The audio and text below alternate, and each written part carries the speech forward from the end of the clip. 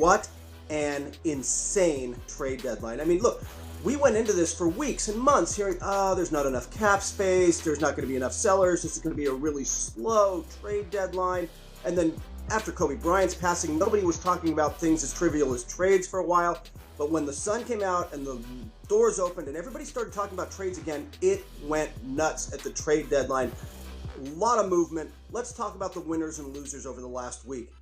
Top of the winners list, the Los Angeles Clippers. Look, the margins in the West are really tight.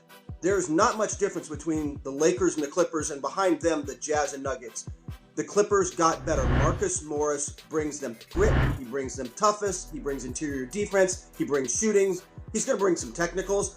All of that is really useful in the playoffs, and he's going to get more space to operate. He's been putting up 18.5 points a game, and now he's got Kawhi Leonard and Paul George on his side to draw defenders.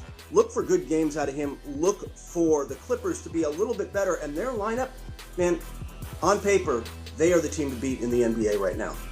If the Clippers are winners, then our top loser, the Los Angeles Lakers. And this is kind of all relative, right? I mean, they're still the best team in the West record-wise. They're still elite. But while the Lakers stood pat, everyone around them got a little better. I mean, remember, a while back, the Jazz got Jordan Clarkson and their bench got better.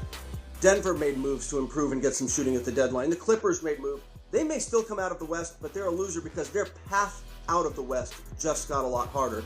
They need Darren Collison.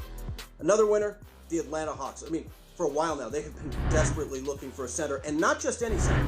They don't want Andre Drummond, frankly. They wanted a center who could be a quality pick-and-roll partner with Trae Young. They got one. This is exactly what Clint Capella does. I mean, he and James Harden made a very good pick-and-roll partnership until, they figured out in Houston it's just better to have James Harden go in isolation. But still, Clint Capella can do it well, and the Hawks just got better. And by the way, they picked up Dwayne Dedmon, quality center, to go behind him. Another winner, the Miami Heat. Look, they added Andre Iguodala and Jay Crowder.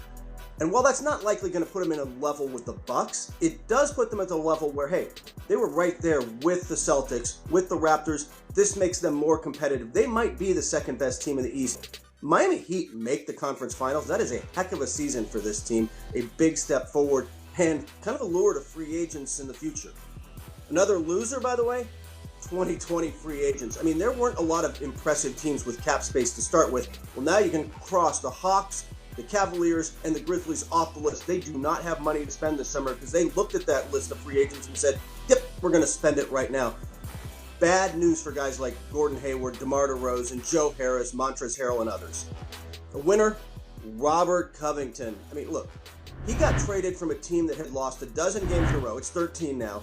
In the coldest city in the NBA in February. He's in a warmer weather city in Houston, and he's on a team that's a real playoff threat. That is a win.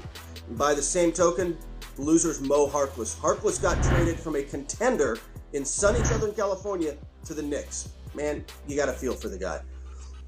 A real winner, the Minnesota Timberwolves and Gerson Rosas, their new president of basketball operations. I mean, yes, he traded for D'Angelo Russell. That gives them a guy next to Karl Anthony Towns that Towns likes, Towns wanted, makes an interesting offensive pairing.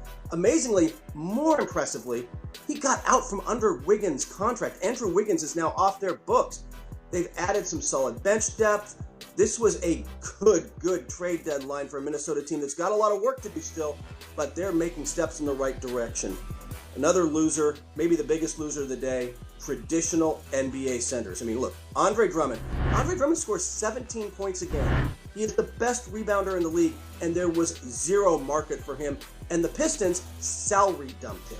That's where the market is. Houston sent Clint Capella out so they could start a 6'5" guy at center in PJ Tucker. Cleveland couldn't get an offer that they would take for Tristan Thompson. He's just going to walk at the end of the year. Boston, some other teams that needed centers, looked at the market and said, we're not going to give up assets for them.